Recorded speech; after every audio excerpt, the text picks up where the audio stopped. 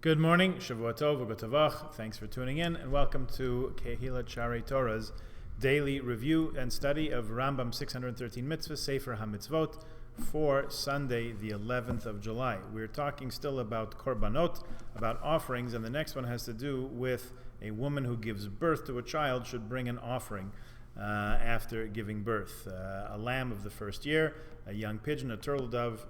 If she's poor, she can bring two doves or two young pigeons, one for a korban ola and one for a korban chatas.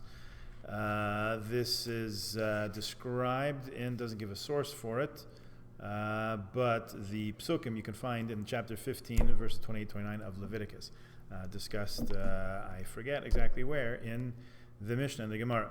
Next one is the offering, the korban that's brought by a metzora, somebody afflicted with tzoras, when they are healed from that malady. Here we find discussion in tractates Erechim, Nezikin, tractates Erechin, tractates Nazir, and Negayim. There's a particular tractate of the Mishnah which deals with the metzora, that's called Negayim, and other scattered places throughout the Talmud.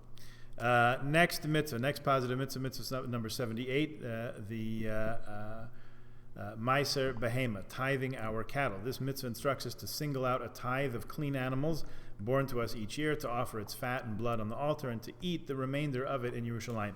So here, part of the animal is brought as a korban, as a sacrifice on the altar, and the remainder is eaten by the owner as a sign of joy and appreciation. Thanksgiving has to be eaten in Yerushalayim. The next mitzvah, number 79, is kiddush of the bechor. Sanctify me, kadesh li kol bechor, says the Torah, says Hashem in chapter 13, verse 2 of Exodus. So we're commanded here to sanctify, make holy and special, to deal with, to set them aside for what's to be done with them in due course, all firstlings, all firstborn.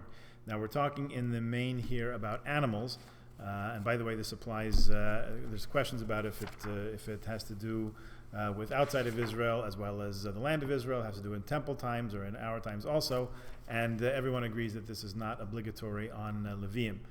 Anybody from the tribe of Levi is not obligated to this mitzvah. We start to say that it does not have to do so much with redeeming of firstborn humans, because that is the next mitzvah. Mitzvah number 80 is Pidyon Haben. This mitzvah commands us to redeem the first human firstborn and to give that Pidyon money to a Kohen, give it to a priest.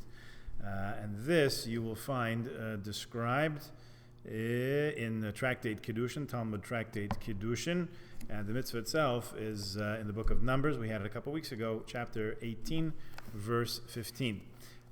Specific mitzvahs to deal with the chamor, with the donkey. One mitzvah, the following mitzvah, number 81, to redeem the pidyon peter chamor, and its alternative, number 2, is to do a reifa, to break the neck of the firstborn of a chamor, of a donkey, that you do not wish to redeem with a lamb, because it's singled out especially because the donkey was the beast of burden of the Israelites as we made our way out of Egypt to the land of Israel, to the promised land. We actually did have the merit to have a Pidyon Peter Chamor take place in Toronto, here in our fair city of Toronto, actually Thornhill, about 4 or 5 years or so ago, thanks to Rabbi Zerichen from one of the shuls in Thornhill. Interesting to note. All right, Shavua Tov, Ugotavach. Join us again tomorrow. Bye-bye.